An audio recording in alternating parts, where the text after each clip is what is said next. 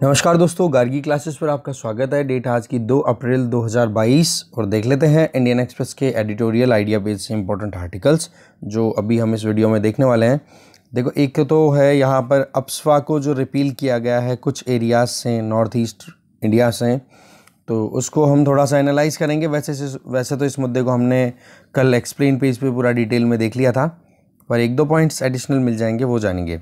दूसरा ये article no ceremonies please, यहाँ पर क्या है कि यूएसए के डेप्यूटी नेशनल सिक्योरिटी एडवाइज़र और यूके की जो फॉरेन सेक्रेटरी हैं वो अभी इंडिया के विज़िट पे, और दोनों ने अपने अपनी स्टेटमेंट दिए हैं कि भाई रशिया पे जितना इंडिया विश्वास कर रहा है उतना रशिया विश्वसनीय नहीं है। तो ऐसे में इंडिया ने भी अपनी तरफ से जवाब दिए हैं। वो जवाब क्या है वो देखेंगे और हमारा फ़ायदा किस में है, या फिर इंडिया का जो स्टैंड है उसकी बात हम यहाँ पे कर लेंगे।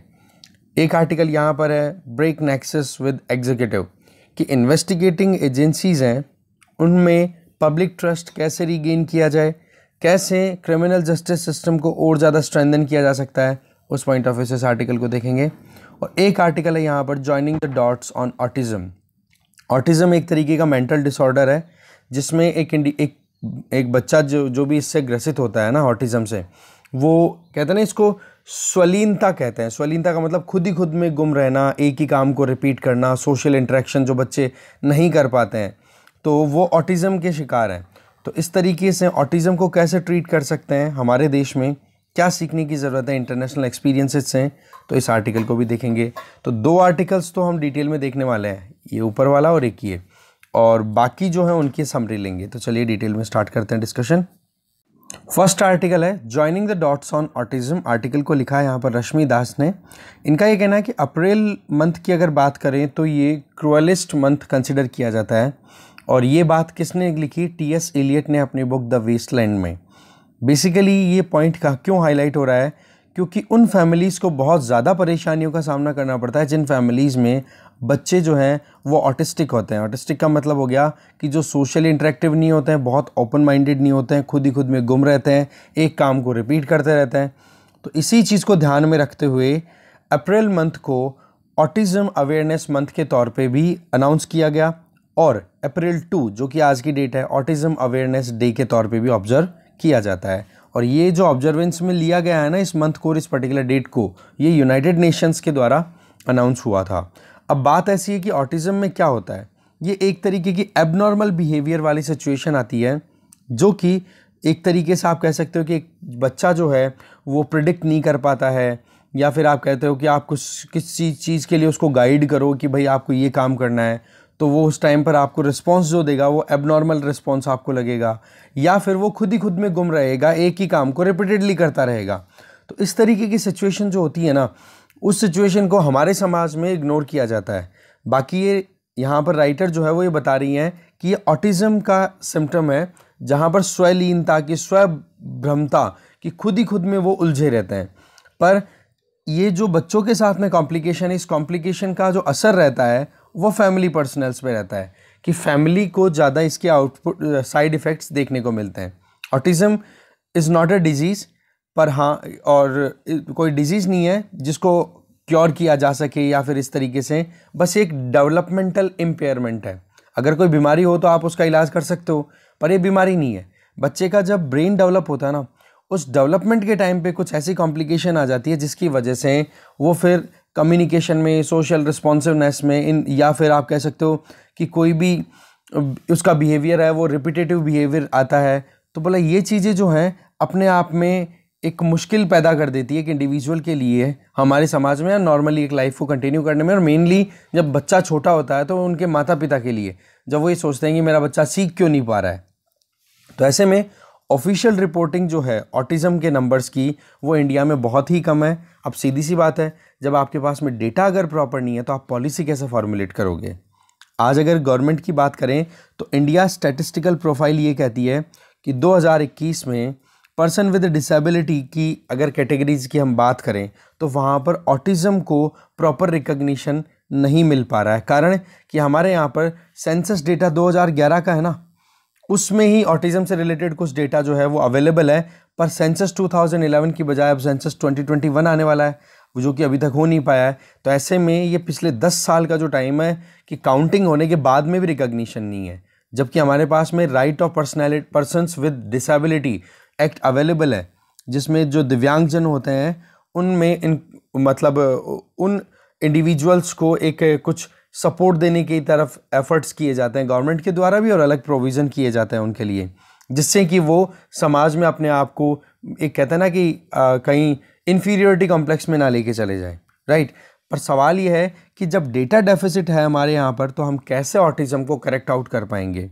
बेशक बहुत सारे प्राइवेट स्कूल्स या फिर NGOs हैं या फिर कुछ ज़्यादातर स्कूल्स हैं, वो अपनी तरफ से इम्प्लीमेंट कर रहे हैं कि कैसे भी करके ऑटिज़म से जो पीड़ित बच्चे हैं या जिनको कहीं ना कहीं मेंटल डिसऑर्डर है इस तरीके का, उनको कैसे भी एजुकेशन प्रोवाइड की जाए।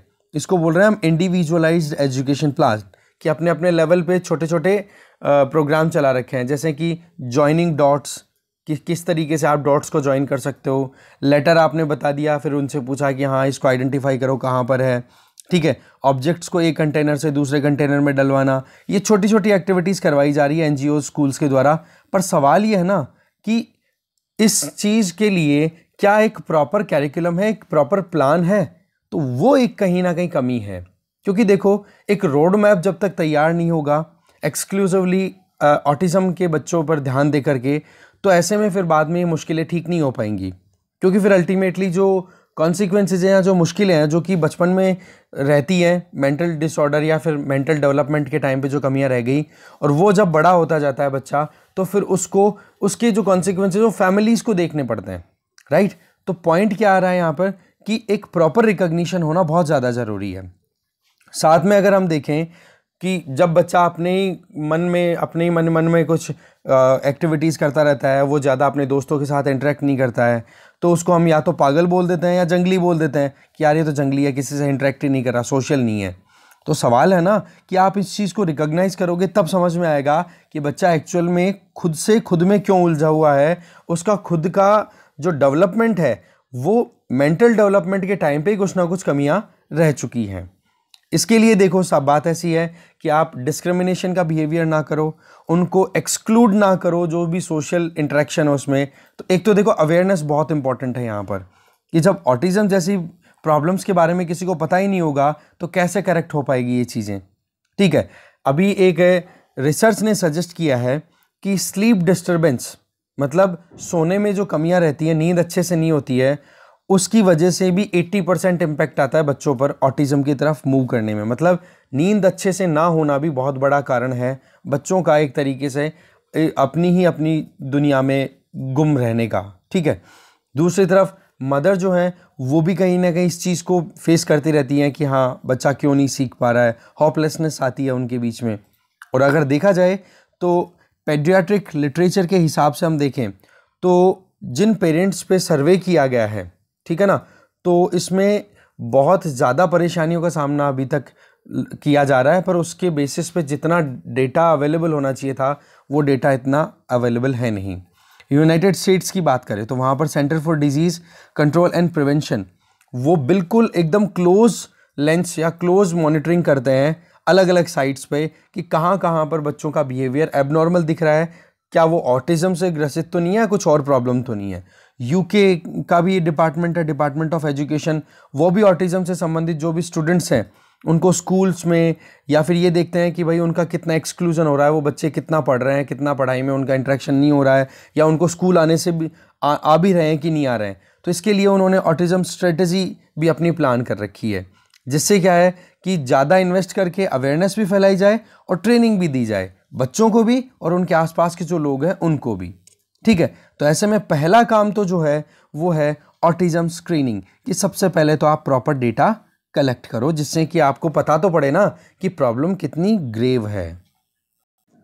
अब देखो, जब वॉर्म में बच्चा जब डेवलप होता है ना, तो उस टाइम पर जो क्रोमोसोम्स डेवलप होते हैं, जो हेरिडिटी की जो सिचुएशन कंडीशन है जो माँ बाप से बच्चे को मिलती है, तो उसमें अगर क्रोमोसोम्स में 21 वाला जो क्रोमोसोम होता है उसमें अगर एबनॉर्मेलिटीज़ आ जाती हैं तो उसकी वजह से बच्चे में डेवलपमेंट हो जाता है डाउन सिंड्रोम का। मतलब कि जो भी डेवलपमेंट होता है फिजिकली या मेंटली वो अच्छे से नहीं हो पाता। जैसे चेहरा अगर आप डाउन सिंड्रोम का देखोगे तो चेहरे में कुछ एबनॉर्मलिटीज़ आपको देखने को मिलेगी। और उसके अलावा वो बहुत ही ज़्यादा वल्नरेबल होता है, किसी भी यूँ मानो कि जैसे हार्ट से रिलेटेड डिजीज़ेज हैं वो परेशान कर सकती हैं उनको, ठीक है। तो इस तरीके की जो डाउन सिंड्रोम्स की जो सिचुएशन है ना, इसको तो आप चेक कर सकते हो बायोमार्कर कि हाँ भाई कि कम से क्रोमोसोम्स में कुछ अप्स डाउन्स हुए हैं उसकी वजह से। पर सवाल ये है ना, ऑटिज्म को चेक करने के लिए अभी तक कोई इस तरीके का बायोमार्कर नहीं अवेलेबल है, क्योंकि ये बिहेवियरल चीज़ है जो कि बिहेवियर के टाइम पे देखने को मिलती है कि बच्चा कहीं ना कहीं अपनी ही दुनिया में उलझा हुआ है, राइट। तो ऐसे में चाइल्डहुड ऑटिज्म रेटिंग स्केल, ठीक है, ये एक अपने आप में एक स्टैंडर्डाइज्ड टेस्ट है जो कि टाइम टू टाइम कंडक्ट होना चाहिए, जिससे कि बच्चे का बिहेवियर है उसका पता पड़े और उसके मेंटल स्टेट का क्या डेवलपमेंट हो चुका है उन पर भी काम किया जा सकता है। तो कहने का मतलब क्या हो गया कि एक प्रॉपर स्क्रीनिंग होनी चाहिए। स्क्रीनिंग के बाद में, स्क्रीनिंग के लिए क्या किया जाए कि बच्चों को आप टास्क दो और टास्क में ये देखो कि कौन कैसे कितना अच्छा परफॉर्म कर रहा है, फिर उन परफॉर्मेंस के हिसाब से फिर हम देख सकते हैं कि उनको क्या किस तरीके के हम ट्रीटमेंट दें जिससे कि वो अपने आप को इम्प्रूव करा सके। इंडिया की हम बात करें तो हमारे यहाँ पर पेडियाट्रिक हेल्थ, बच्चों की स्वास्थ्य से संबंधित अगर हम देखें तो हमारे यहाँ पर मेन फोकस किया जाता है एंथ्रोपोमेट्रिक पैरामीटर्स पे, जिसमें क्या होता है सिम्टम्स देखे जाते हैं, शेड्यूल किए जाते हैं वैक्सीनेशन को कि हाँ जी वैक्सीन किस टाइम पर किसको कितना दिया जाना है। बट मेंटल स्क्रूटनी इस पर बिल्कुल भी ध्यान नहीं है। बच्चे के वैक्सीनेशन लगे कि नहीं लगे, ये सारी चीज़ें हमने सारी करवा लेते हैं। आजकल अवेयरनेस भी इसके बारे में बहुत कुछ है कि हाँ जी कब कौन सा वैक्सीन लगना है, 3 महीने पे, 9 महीने पे, 5 महीने पे, वो सारी चीज़ें पता है।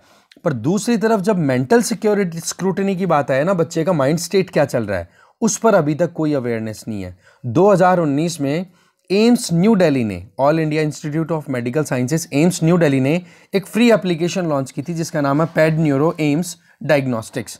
उसका ये एप्लीकेशन आप गूगल से भी डाउनलोड कर सकते हो और ये जो एप्पल का ऐप स्टोर आता है उससे भी डाउनलोड कर सकते हो। इसमें सीधा ये था कि कुछ पैरामीटर्स अवेलेबल थे जिसको कोई भी जो पेडियाट्रिशियन जो होता है, बच्चों से संबंधित जो डॉक्टर्स होते हैं, उनको पूरा एनालिसिस करने का तरीका उस एप्लीकेशन में अवेलेबल है कि कैसे आप एक बच्चा जो कि मेंटल डिसऑर्डर का या फिर इस तरीके की ऑटिज्म वाली बिहेवियर का कहीं ना कहीं एक रिपीटेशन कर रहा है तो उसको कैसे आप ट्रैक कर सकते हो। पर वही चीज़ है कि इस एप्लीकेशन के अवेलेबल होने के बावजूद भी जो बच्चों के डॉक्टर हैं, ठीक है, उन्होंने अच्छे से इस एप्लीकेशन का यूज़ ही नहीं किया। इसके अलावा ministry of health and family welfare के हिसाब से एक प्रॉपर ड्राइव यहाँ पर कंडक्ट कराने की ज़रूरत है जिससे कि गवर्नमेंट टू सिटीजन मेजर्स लिए जा सके, मतलब सरकार भी अपनी जिम्मेदारी संभाले ऑटिज्म से संबंधित बच्चों को सपोर्ट देने के लिए और उनकी फैमिलीज़ को सपोर्ट देने के लिए कि कैसे हम उनको इस तरीके के बिहेवियरल कॉम्प्लेक्स से बाहर निकाल सकते हैं। और सिटीजन्स को, मतलब हमारे जैसे लोगों को भी इसके बारे में पता होना चाहिए। तो देखो पहला पॉइंट तो प्रॉपर स्क्रीनिंग है कि प्रॉब्लम कितनी ग्रेव है, डेटा तो कम से कम कलेक्ट करो और कहाँ पर किस लेवल का किस बच्चे के साथ में ये कॉम्प्लेक्स सिचुएशन है ऑटिज्म की वो बनी हुई है। सेकंड पॉइंट यहाँ पर बता रहे हैं कि स्पेशल एजुकेशन की प्रोविज़न हमें करने की ज़रूरत है जो कि प्रॉपरली काम नहीं कर रही है, ठीक है। अब देखो यहाँ पर कॉम्प्लेक्शन मैंने अभी बता दिया। डाउन सिंड्रोम्स की बात करें तो डाउन सिंड्रोम्स और ऑटिज्म दोनों में बहुत डिफरेंट है, क्योंकि डाउन सिंड्रोम्स में तो फिजिकल डेवलपमेंट भी प्रॉपर नहीं हो पाता है, जबकि ऑटिज्म में फिजिकली तो एकदम फिट लगेगा बंदा, पर बाद में आप देखोगे बिहेवियरली कुछ इश्यूज आते हैं। तो ऐसे में ज़रूरत है कि स्पेक्ट्रम ऑफ कंडीशन क्रिएट किया जाए। स्पेक्ट्रम ऑफ कंडीशन का मतलब यही हो गया कि प्रॉपर इस तरीके का स्ट्रक्चर हो जिससे कि वो बच्चा डेली बेसिस पे जब उस रूटीन से निकले तो उसको ये लगे कि हाँ जी, मतलब धीरे धीरे मेंटल डेवलपमेंट और धीरे धीरे उसका मेंटल जो वीकनेसेस है या फिर जो उलझा हुआ है वो खुद की दुनिया में, उससे उसको निकाला जा सके, ठीक है। तो ऐसे में देखो एक proper global diagnostic criteria already available है जिसका नाम है DSMV, diagnostic and statistical manual of mental disorder. ये एक तरीके की कोड बुक मान लो आप इसको, ठीक है।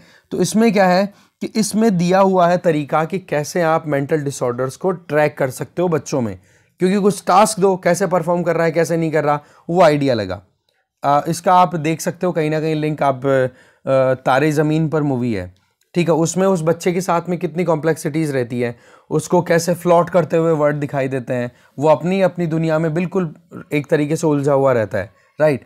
तो उसका फिर बाद में जब तरीके से उसका एक होते ना स्क्रूटनी जब की गई तो पता पड़ा कि उसके साथ में और बाकी सारी चीज़ों में वर्ड्स के साथ में इनमें इशू है, बट जबकि उसको पेंटिंग करवाई गई तो पता पड़ा कि बहुत ही बढ़िया परफॉर्म कर रहा था। तो एक प्रोसेस होना चाहिए एक प्रॉपरली, राइट।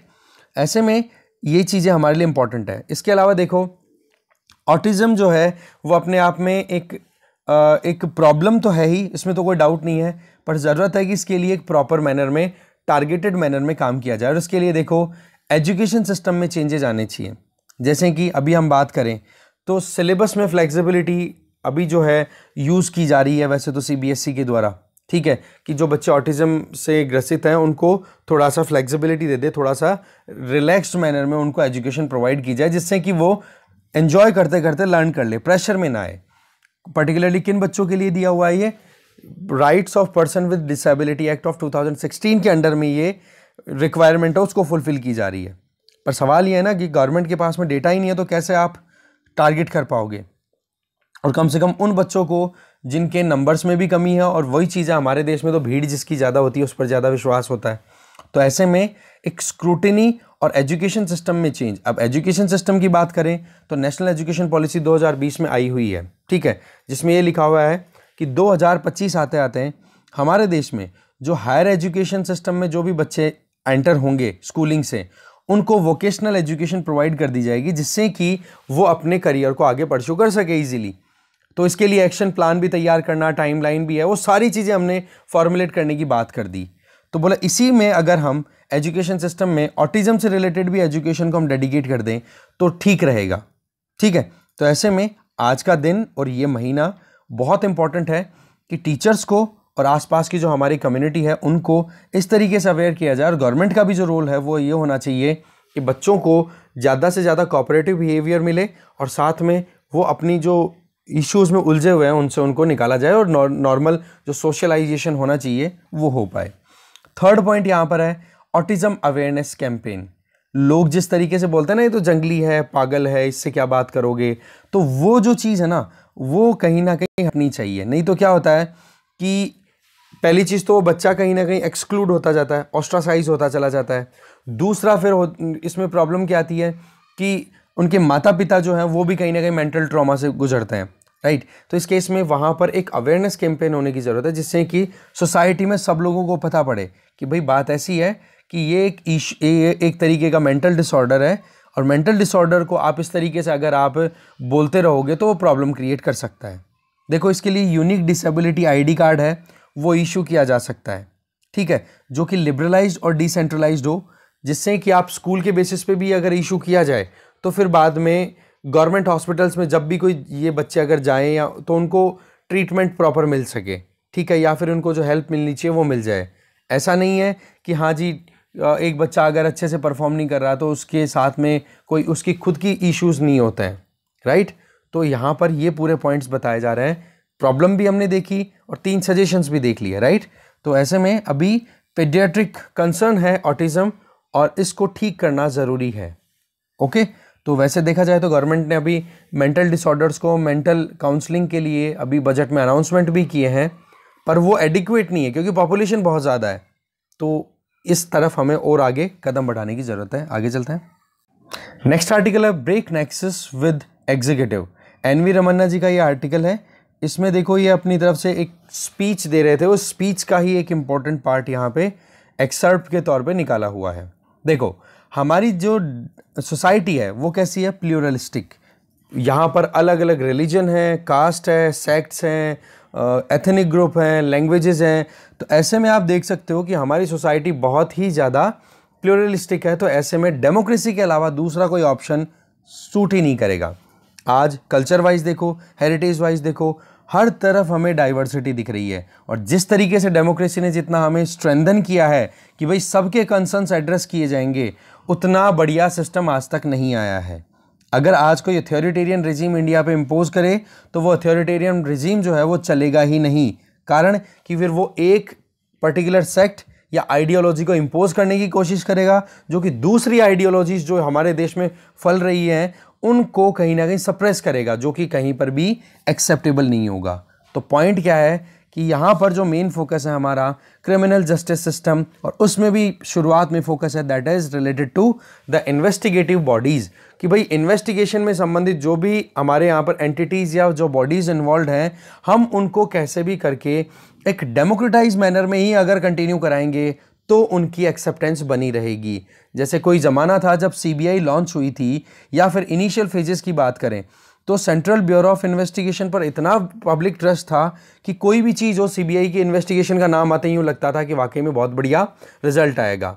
आज अगर देखें तो पब्लिक जो है वो लॉ एंड ऑर्डर को मेंटेन होता हुआ चाहती है कि भाई कहीं पर भी कोई डिसरप्शन नहीं आए, और जो क्रिमिनल है, जो गिल्टी है, उसको ज़्यादा से ज़्यादा और on the basis of the law के बेसिस पे उसको सज़ा मिले, राइट। और जो लोग इनोसेंट है उनको फ्री किया जाए। पर सवाल क्या है, टाइम बीतने के साथ साथ में इंस्टीट्यूशंस जो हैं वो पॉलिटिक्स के हत्थे चढ़ जाते हैं और अपनी रेपुटेशन को भी खो देते हैं। बोले एग्जैक्टली ऐसा ही कुछ यहाँ पे सीबीआई के साथ में भी हुआ है। तो ज़रूरत क्या है कि सीबीआई को अपने ओहदे को और ज़्यादा राइज करने की ज़रूरत है। इसके अलावा पुलिस की हम बात करें, आज पुलिस में कितने सारे आते हैं केसेस की भाई करप्शन है बहुत ज़्यादा, और एक्सेस पुलिस की जाती है। दैट मीन्स कि लोगों को हरस किया जा रहा है, रोक रोक करके परेशान किया जा रहा है, ठीक है। और पार्शियलिटी बहुत ज़्यादा देखने को मिल रही है, बायसनेस, ठीक है। और एक सबसे बड़ा जो ब्लेम आता है ना इन इन्वेस्टिगेटिंग एजेंसीज पे, लॉ एंड ऑर्डर मेंटेन करने वाली एजेंसीज पे, चाहे पुलिस हो, चाहे सीबीआई हो, या फिर एनफोर्समेंट डायरेक्टोरेट हो, इन पर सीधा सवाल क्या उठता है, पॉलिटिकल क्लास के साथ में नेक्सस, कि भाई एक पार्टी के साथ में कुछ इंडिविजुअल्स का डिप्लॉयमेंट है किसी केस पे, तो वो आराम से उस केस को हैंडल कर रहे हैं। पर जैसे ही पॉलिटिकल पार्टी सत्ता में कोई दूसरी आती है तो पता पड़ता है कि उन पुलिस ऑफिशियल्स का भी हरासमेंट होने लग जाता है। तो ऐसे में एक जो प्रॉपर मैनर में हमारे कॉन्स्टिट्यूशन के टुवर्ड्स जो एक डेडिकेशन होना चाहिए ना, वो ज़रूरी है। तो पॉइंट क्या आ रहा है कि भाई एग्जीक्यूटिव से आप दूरी बना लो, पॉलिटिकल क्लास से आप दूरी बना लो, तब जाकर के ये इंस्टीट्यूशन अपनी वैल्यू, अपनी वर्थ को इंप्रूव कर पाएंगे। अक्सर ये देखा जाता है कि पुलिस ऑफिसर्स हैं वो इस तरीके की कंप्लेन करते हैं कि भाई हमें बहुत ज़्यादा हरासमेंट किया जा रहा है। ऐसी बात नहीं है कि केवल इंस्टीट्यूशन ही किसी का हरासमेंट कर रहे हैं या फिर जो पब्लिक ऑफिशियल्स हैं वो ही किसी का हरासमेंट कर रहे हैं पब्लिक में। उल्टा भी होता है, जैसे ही सरकार बदलती है 2 मिनट में ट्रांसफ़र की लिस्ट आ गई, या फिर उनको टॉर्चर करना शुरू कर देते हैं कि हम जो बोल रहे हैं उस तरीके से केस को इन्वेस्टिगेट करो, नहीं तो फिर बाद में आपको उस डिपार्टमेंट में डाल देंगे, ये कर देंगे, डराना धमकाना, वो सारी चीज़ें। दूसरी तरफ इसका नुकसान क्या हो जाता है, फिर वो जो इंडिविजुअल जिनको हम पब्लिक ऑफिशियल बोलते हैं ना, वो ऑफिशियल्स अपनी ड्यूटी पॉलिटिकल लीडर्स के लिए करना शुरू कर देते हैं। इसकी वजह से जो एक सोशल लेजिटिमेसी है, उनकी जो वैधता है समाज में, जो एक्सेप्टेबिलिटी है या पब्लिक ट्रस्ट है, समाज का जो विश्वास है, जनता का जो विश्वास है, वो घटता चला जाता है। तो सबसे पहला कदम तो होना चाहिए कि ये जो नेक्सस है ना, एग्जीक्यूटिव ये जो इन्वेस्टिगेटिंग एजेंसीज और जो पॉलिटिकल क्लास, इन दोनों के बीच में एक डाइवोर्स होना चाहिए, ब्रेक होना चाहिए नेक्सस। साथ में अगर देखो आज हमारे यहाँ पर पब्लिक ऑफिशियल्स के तौर पे अटेम्प्ट कौन करते हैं कि हाँ जी मुझे आईएएस बनना है, आईपीएस बनना है, वो कौन जाते हैं? हमारे देश का बेस्ट टैलेंट जाता है वहाँ पर। और वो बेस्ट टैलेंट किस लिए जाता है कि रिकॉग्निशन मिले, हमें अप्रिसिएशन मिले, हमें बहुत बड़े काम करने को मिले, रेपुटेशन बने हमारी, राइट।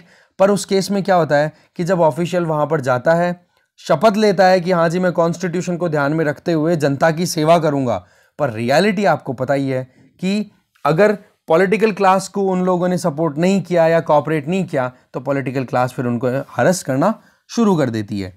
तो ये चीज़ क्या है कि जो एथिक्स वाला जीएस पेपर 4 है ना, वो ऐसे ही नहीं पढ़ाया जा रहा आपको, इसीलिए पढ़ाया जा रहा है कि आप अपने खुद के प्रिंसिपल्स पे काम कर सकते हो। साथ में ये भी कि कोई इंस्टीट्यूशन सफल होता है, कोई इंस्टीट्यूशन अगर बिल्कुल बर्बाद हो रहा है, रूंड हो रहा है, तो उसके पीछे का कारण क्या है, उसकी लीडरशिप में कुछ ना कुछ क्वालिटीज़ हैं, तो वो इंस्टीट्यूशन अपने आप अच्छा हो जाता है। जब लीडरशिप स्किल्स में ही प्रॉब्लम है, लीडरशिप ही बहुत घटिया हो जाती है, तो वो इंस्टीट्यूशन भी बिल्कुल घटिया हो जाता है। तो ज़रूरत क्या है कि अपराइट ऑफिशियल्स हैं, वो है तो नंबर्स में बहुत कम, जो अपने सिद्धांतों पर काम करते हैं, पर उन्हीं के भरोसे ये सिस्टम्स आज भी चल रहे हैं। और ऐसे में हमें ज़रूरत है कि इन इंस्टीट्यूशंस को और ज़्यादा इम्पार्शियल बनाएं। एक कहते हैं ना, नॉन पार्टीशनशिप होनी चाहिए, राइट। इसके आगे देखो, राइटर कुछ सजेशन दे रहे हैं कि भाई क्या प्रॉब्लम्स है जिसके चलते आज ये इंस्टीट्यूशन इस तरीके की क्राइसिस का सामना कर रहे हैं। सबसे पहला पॉइंट, लैक ऑफ इंफ्रास्ट्रक्चर। आज इंस्टीट्यूशंस कोई भी काम अगर करवाना चाहते हो तो उनको जब तक आप प्रॉपर इंफ्रास्ट्रक्चर, जो भी टूल्स हैं या उनको ऑफिस के लिए व्यवस्था या टाइम पे उनको बजटरी एलोकेशन, उनको गाड़ी की ज़रूरत है, उनको इन्वेस्टिगेशन के लिए टॉप टेक्नोलॉजीज़ की रिक्वायरमेंट है, अगर वही अवेलेबल नहीं होगी तो वो कहाँ से काम कर पाएंगे। Number 2, lack of sufficient manpower, staff की शॉर्टेज। वैकेंसीज इतनी ज़्यादा है कि बस एक बंदे पे इतनी ज़्यादा लोड आ जाती है कि बस वो फिर बाद में इग्नोर करता है, केवल फाइलों में कागजी कार्रवाई बन के रह जाती है। ऑफिस में बैठ के काम होता है, ग्राउंड लेवल पे कोई काम नहीं होता। इनह्यूमन कंडीशन, ऐसी परिस्थितियां जहां पर एक इंसान काम करे तो अपने आप को खुद से घिनना है, इस तरीके की परिस्थितियां अगर मिले तो फिर वहां पर वो अपना 100% पोटेंशियल जो है या एफर्ट्स हैं वो नहीं लगाता। स्पेशली एट लोएस्ट रंग, दैट मीन्स जो लो कैडर पे काम करते हैं ना, जो भी इंडिविजुअल्स, उनकी पेमेंट अच्छे से नहीं होती है या फिर उनको पेमेंट अच्छे से नहीं मिलती है, तो कंडीशंस ऐसी मिलती है काम करने के लिए कि फिर वो सोचते हैं। आपको एक छोटी सी बात बताता हूँ, मैं एक बार गया था असम, तो वहाँ पर गुवाहाटी में कामाख्या में वहाँ पर BSF का कैंप है।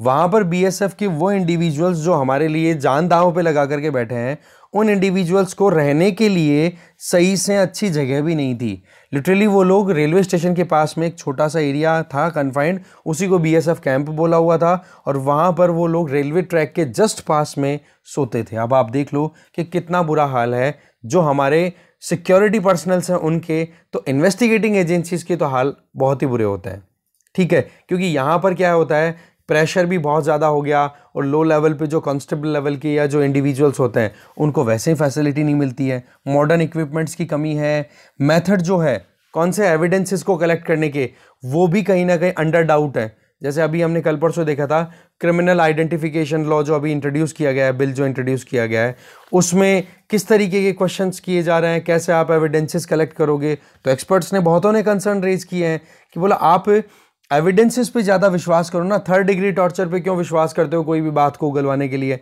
ऐसे भी आर्ग्यूमेंट्स आते हैं।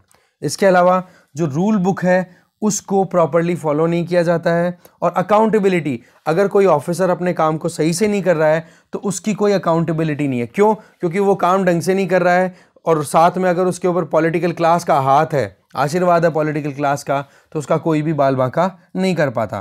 तो ऐसे में ये बहुत सारी चीज़ें हैं जो कि बिल्कुल इंपॉर्टेंट है हमारे लिए कि भाई इनकी वजह से भी कहीं ना कहीं प्रॉब्लम चल रही है। देखो, इसके अलावा बहुत सारे सर्टेन इश्यूज हैं जो कि लगातार डिले होते चले जाते हैं। इसके पीछे कारण भी है। एक कारण ये भी बताया जा रहा है कि lack of public prosecutor and standing counsel, that means कि जो वकील होते हैं सरकारी केसेस के लिए, उनकी भी कमी रहती है, तो जल्दी से उन केसेस की सुनवाई नहीं हो पाती जो कि सरकार के द्वारा वहाँ पर डील की जा रही है। तो ऐसे में फिर वो डिले होता चला जाता है। तो वैसे ही हमारा क्रिमिनल जस्टिस सिस्टम डिले, वो बोलते हैं ना, justice delayed is justice denied, तो वो सेगमेंट यहाँ पर एज इट इज़ अप्लाई होता है। इसके अलावा एडजॉर्नमेंट जो है वो बैक टू बैक होते रहते हैं, कहीं ना कहीं केसेस को होल्ड पे रखा जाता है, आज की सुनवाई कल हो गई, कल की परसों, परसों की 2 महीने बाद में। तो ऐसे में आप देख सकते हो ऑलरेडी कितने ज़्यादा केसेस डिले पे चल रहे हैं। फिर आ जाओ विटनेस, इतने लंबी लाइन लगा दी जाती है विटनेसेस की कि बस पूछो मत कि कैसे भी करके ट्रायल्स को और डिले किया जाए, एक के बाद में एक, ये गवाह आ गया, ये गवाह आ गया, लाइन लग जाती है लंबी सारी, क्योंकि वहां पर एविडेंस अच्छे से कलेक्ट नहीं किए गए इन्वेस्टिगेटिंग एजेंसी के द्वारा, तभी तो विटनेसेस को इतनी लंबी लाइन में खड़ा कर दिया गया है। साथ में इनोसेंट इंडिविजुअल्स को सजा मिल जाती है, और जो कल्प्रिट्स हैं, जो गिल्टी हैं, वो फ्री होकर के मस्त हो जाते हैं। और दूसरा, एविडेंसेस भी इस तरीके से पिक किए जाते हैं, चेरी पिकिंग, मतलब सोच समझ करके कि हाँ जी ये अगर हम गवाह लेकर के चलेंगे तो ये भी हो जाएगा कि हाँ जी इन्वेस्टिगेटिंग एजेंसीज ने काम भी कर दिया, और वहां पर जो हमारी पार्टी है उसको सजा भी नहीं होगी। तो इस तरीके से क्या होता है कि प्रॉब्लम जो है वो कहां पर आ रही है, एक सिस्टम में जो स्ट्रक्चरल चेंज की रिक्वायरमेंट है वहां पर। तो ऐसे में एक तरफ तो हो गया इन्वेस्टिगेटिंग एजेंसीज में पब्लिक ट्रस्ट डेफिसिट, और दूसरी तरफ जुडिशरी भी क्रिमिनल जस्टिस सिस्टम का पार्ट होती है। देखो CGS जो होता है क्रिमिनल जस्टिस सिस्टम, इसके 3 पार्ट्स होते हैं। एक तो हो गई पुलिस, एक हो गई जुडिशरी, एक होती है जेल। जेल रिफॉर्मेशन का काम करती है, जुडिशरी एडजुडिकेट करती है, और पुलिस का काम होता है लॉ एंड ऑर्डर को मेंटेन करना और जो क्रिमिनल्स उनको पकड़ना और उनके खिलाफ में एविडेंसेस को कलेक्ट करना। तो इन तीनों को मिला करके काम किया जाता है।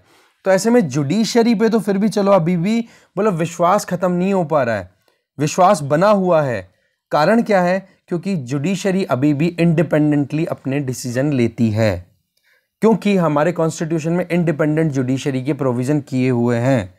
तो ऐसे में पॉइंट क्या आ रहा है कि ये जो इन्वेस्टिगेटिंग एजेंसीज है ना, CBI हो गई, SFIO हो गया या ED हो गई, इनको ऑटोनॉमी मिलनी चाहिए। इनको इन जो भी इन्वेस्टिगेटिंग एजेंसीज हैं, इन सबको मिलाकर के एक इंडिपेंडेंट अम्ब्रेला इंस्टीट्यूशन के अंडर लाना चाहिए। इससे बहुत सारे फायदे होंगे। सबसे पहला फायदा, इंडिपेंडेंसी रहेगी तो सरकारी जो रहता है ना, जो पॉलिटिकल क्लास का जो प्रेशर रहता है वो प्रेशर नहीं बनेगा। दूसरा क्या होता है कि यहाँ पर ये अम्ब्रेला इंस्टीट्यूशन देखेगा किसी भी केस को कि यहाँ पर CBI के इन्वेस्टिगेशन की ज़रूरत है या ED के इन्वेस्टिगेशन की ज़रूरत है, तो वहाँ पर CBI की ज़रूरत हो तो CBI को ही वो काम सौंपा जाएगा। आज क्या होता है, एक केस को ED भी इन्वेस्टिगेट कर रहा है, उसी केस को अगर CBI इन्वेस्टिगेट कर ले तो यहाँ पर 2 इंस्टीट्यूशन को आपने एक ही केस में ऑक्यूपाई किया कि नहीं किया। तो ऐसे में रिसोर्सेज का भी मिसयूज होता है। तो एक प्रॉपर मैनर में काम करवाने के लिए हमारे पास में ऑटोनॉमस इंडिपेंडेंट इंस्टीट्यूशन होने की ज़रूरत है। ठीक है, तो मिनिस्ट्री ऑफ होम अफेयर्स ने भी इस चीज़ को रिकॉग्नाइज किया है कि वाकई में हमें इस तरीके के इंस्टीट्यूशन की ज़रूरत है।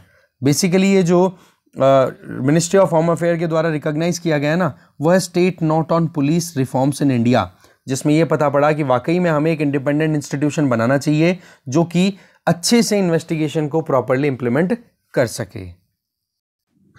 इसके लिए इंडिपेंडेंस कैसे हो सकती है? सबसे इंपॉर्टेंट तो एक लेजिस्लेशन लाया जाए, कानून बनाया जाए, और उस कानून में जो प्रोविजंस है वो इस तरीके के हो जहाँ पर पॉलिटिकल क्लास का इन्फ्लुएंस हो ही नहीं। वो कैसे हो सकता है? जिस तरीके से आज CBI के डायरेक्टर की अपॉइंटमेंट होती है तो एक कमिटी कॉन्स्टिट्यूट होती है जिसमें ऑपोजिशन पार्टी के लीडर्स का और इनका जुडिशरी का इनका पार्टिसिपेट, मतलब एक तरीके से कुछ एक्सपर्ट्स का रिप्रेजेंटेशन होता है। CBI के बारे में आप एक बार जरूर पढ़ोगे इसमें M लक्ष्मीकांत में पूरी डिटेल, ठीक है ना, तो और अच्छे से आपको क्लियर हो जाएगा कि लॉ कौन सा है। वैसे हमने इसके बारे में पहले डिस्कशन किया हुआ है एक्सप्लेन पेज पे, पर आप फिर भी स्टैटिक पोर्शन जरूर कवर करोगे जिससे कि आपको रिवाइज हो जाए कि हाँ यहाँ पर CBI से रिलेटेड क्या कंटेंट है, राइट। तो आ जाओ फिर से, तो CBI में डायरेक्टर की अपॉइंटमेंट जिस तरीके से इम्पार्शियल इंडिपेंडेंट मैनर में होती है ना, बोले एग्जैक्टली ऐसे ही जो हम इंडिपेंडेंट अम्ब्रेला ऑर्गेनाइजेशन बनाए उसमें भी अपॉइंटमेंट होनी चाहिए। दूसरा कि अम्ब्रेला ऑर्गेनाइजेशन में ये एफर्ट्स हम करें, ये अम्ब्रेला ऑर्गेनाइजेशन जो भी हम बनाएंगे इंडिपेंडेंट ऑटोनोमस, ये क्या है, मल्टीप्लिसिटी ऑफ प्रोसीडिंग्स को अवॉइड करेगा। दैट मीन्स कि एक ही केस को अलग अलग एजेंसीज एक साथ मिलकर के इन्वेस्टिगेट करें, इसके बजाय एक एजेंसी को एक केस दे दिया जाए। बस ये देखा जाए कि टारगेट क्या है, क्या कौन सी एजेंसी को उस पर्टिकुलर केस में एक्सपर्टाइज गेन्ड है, तो उन्हीं को वो दिया जाए। साथ में जो इनोसेंट इंडिविजुअल्स हैं उनको जेल ना हो और जो कल्प्रिट है, जो गिल्टी है, उनको सजा हो। इस तरीके का भी एक एफर्ट हम यहाँ पर कर सकते हैं। अम्ब्रेला एजेंसी के बेसिस पे हम ये पॉसिबिलिटीज इंश्योर कर पाएंगे। साथ में एडिशनल सेफगार्ड भी प्रोवाइड करने की ज़रूरत है। जैसे आप स्कीम तैयार कर दो जिससे कि इंस्टीट्यूशन को प्रॉपर प्रोसिक्यूशन के लिए आप कह सकते हो कि हाँ बजटरी एलोकेशन हो और इन्वेस्टिगेशन में प्रॉब्लम नहीं आए, मतलब हर जगह पे टोटल इंडिपेंडेंस दो कुल मिला के। और इसके लिए क्या चाहिए, प्रॉपर एक लेजिस्लेशन की रिक्वायरमेंट है। साथ में टाइम टू टाइम उनका अपग्रेडेशन भी होना चाहिए। ऐसा नहीं कि एक बार आपने इंस्टीट्यूशन स्टैब्लिश कर दिया फिर उसकी तरफ आपने घूम के भी नहीं देखा। वहाँ पर टाइम टू टाइम ट्रेनिंग होनी चाहिए पर्सनल्स की, टेक्नोलॉजिकल अपग्रेडेशन होना चाहिए, प्रोग्राम्स होने चाहिए, इंटरेक्शन होना चाहिए, इंटरनेशनली बेस्ट प्रैक्टिसेस जो फॉलो की जा रही है उनको वहाँ पर सिखाना चाहिए। तो ओवरऑल क्या आ रहा है, अपग्रेड करो भाई, नॉलेज को भी अपग्रेड करो, इंफ्रास्ट्रक्चर को भी अपग्रेड करो। इसके अलावा पब्लिक ऑर्डर और पुलिस की अगर हम बात करें, अभी तक तो हमने इन्वेस्टिगेशन की इनकी बात की है, अब अगर हम बात करें दो और important aspects, public order and police. ये देखो स्टेट लिस्ट के पार्ट है, स्टेट लिस्ट का पार्ट हो गया। इसका मतलब क्या हो गया, स्टेट गवर्नमेंट जो चाहेगी, स्टेट लेजिस्लेचर जो काम करेगी उसी को फिर वो फॉलो करेंगे। तो एग्जैक्टली ये कि ये जो चीज़ हमने बात की सेंट्रल गवर्नमेंट के लेवल पे, एग्जैक्टली वो कि वो चीज़ की जा सकती है स्टेट्स के लेवल पे भी, ठीक है। तो इससे क्या है कि वो जब रेप्लिकेशन स्टेट्स में भी दिखेगा तो जो प्रॉब्लम आज पब्लिक का जो ट्रस्ट डेफिसिट देखने को मिल रहा है पुलिस में, वो भी कम होगा और जो ट्रस्ट है वो इंक्रीज होगा। साथ में हमारा जो क्रिमिनल जस्टिस सिस्टम जहां पर विमेन रिप्रेजेंटेशन कम है उसको भी इंप्रूव करने की ज़रूरत है। आज एक वुमेन के अगेंस्ट में अगर कोई क्राइम होता है तो वो जल्दी से जाने से डरती है पुलिस के पास में, तो उस केस में विमेन रिप्रेजेंटेशन अगर बढ़ेगा तो उससे वो डरेंगी भी नहीं। और साथ में जो पुलिस को ट्रेनिंग दी जाती है ना उनके ट्रेनिंग टाइम पे, उसमें जेंडर सेंसिटाइजेशन या सोशल इश्यूज जो भी है उनकी सेंसिटिविटी उनको साथ साथ में इनकलकेट करवा देनी चाहिए।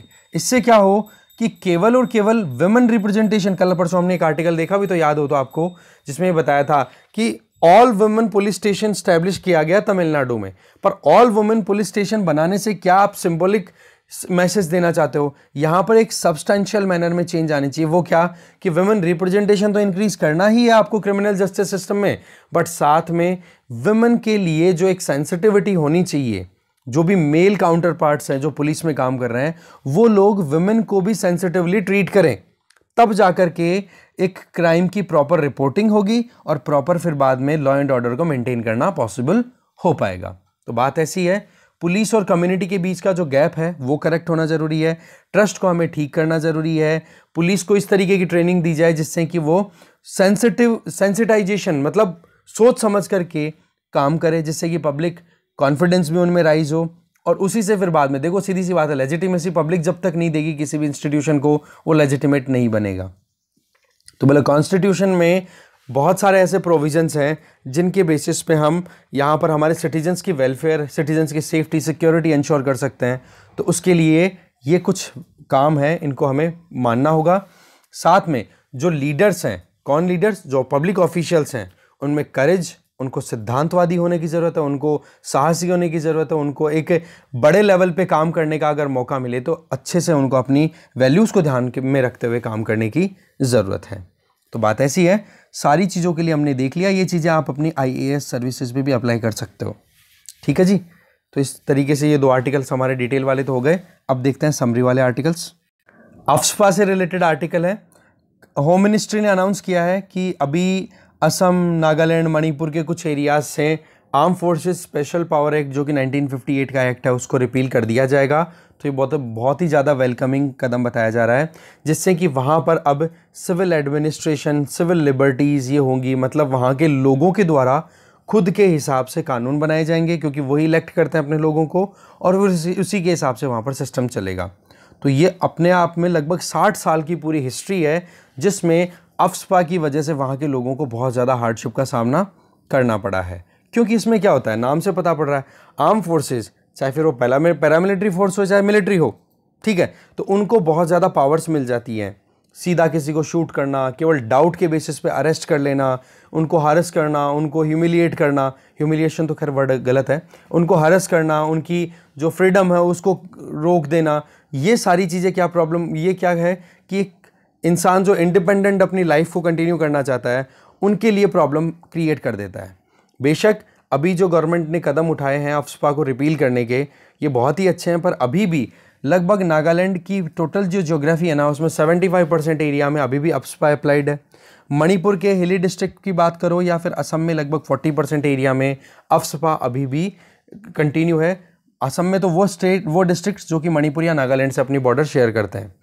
तो अभी क्या है, ऐसे क्या डेवलपमेंट्स हुए हैं जिसकी वजह से ये रिपील हो रहे हैं या फिर अफ्स्पा को रिपील किया जा रहा है? एक तो क्या है, वहाँ पर जो भी सेपरेटिस्ट ग्रुप्स हैं उनकी गवर्नमेंट के साथ एंगेजमेंट हो रही है, गवर्नमेंट भी उनको एंटरटेन कर रही है और वो भी गवर्नमेंट की सेंसिटिविटीज़ को समझ रहे हैं। देखो अफ्स्पा एक्ट लाया गया था ना 1958 में, उसके पहले सबसे पहली शुरुआत जो होती है नॉर्थ ईस्ट में, वो नागालैंड के जो नेशनलिस्ट थे, नागा नेशनलिस्ट मूवमेंट, कि हमें सेपरेट होकर के ग्रेटर नागालिम करके एक कंट्री बनाना अलग से, ठीक है।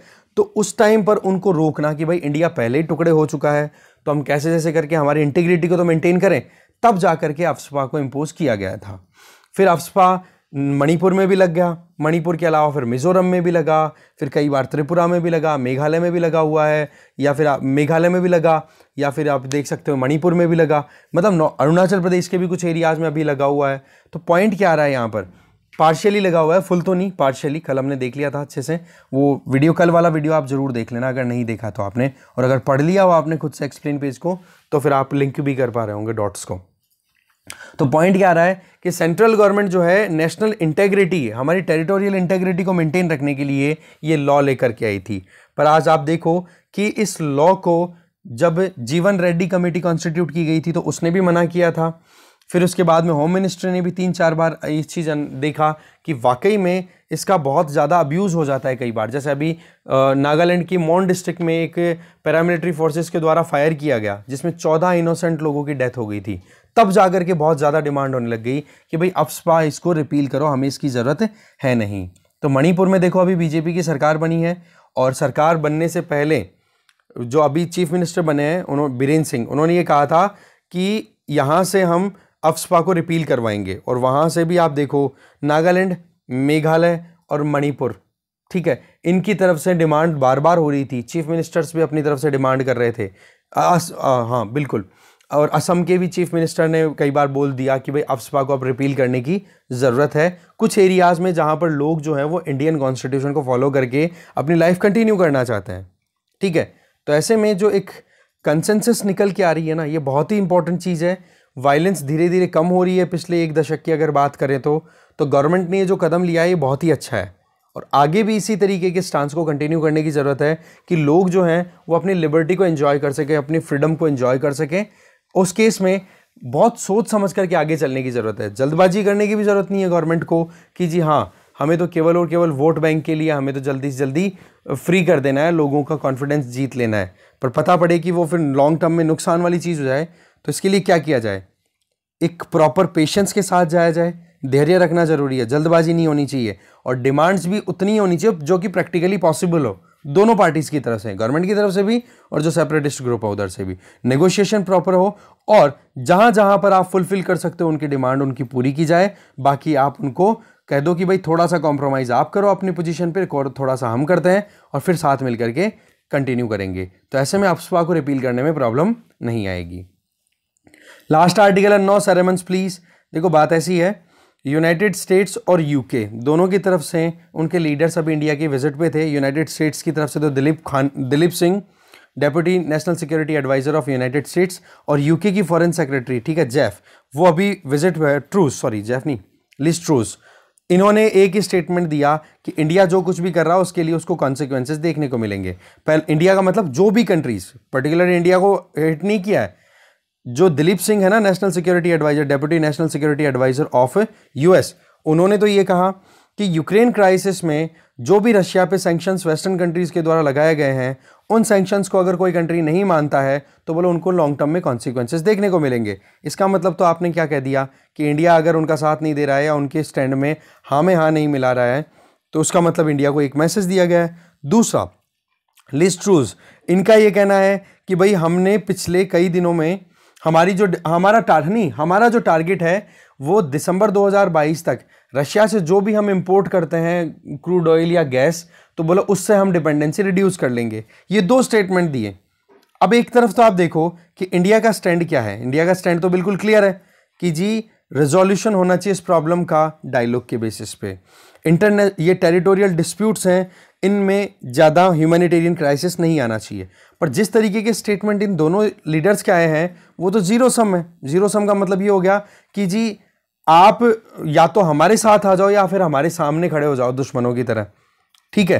तो इस बात को पॉइंट क्लियर हमने हमारी तरफ से तो कर दिया, हमारा स्टैंड एकदम क्लियर है कि भाई देखो बात ऐसी है कि जब कभी भी आप कोई भी एक्टिविटी कंडक्ट करते हो, ठीक है, यहां पर देखो शुरुआत ही यहीं से हो रही है। बहुत ही अच्छी बात बोली गई है कि एक कहता है ना कि प्रिंसिपली एक्सेप्टेड ट्रुथ है, एक सच्चाई ये है कि जब इंटरनेशनल रिलेशंस में आपको एक बैलेंस बनाना है कि एक तो होते हैं सिद्धांत और दूसरी तरफ होते हैं, आप बात करते हो प्रिंसिपल्स की, और दूसरी तरफ नेशनल इंटरेस्ट।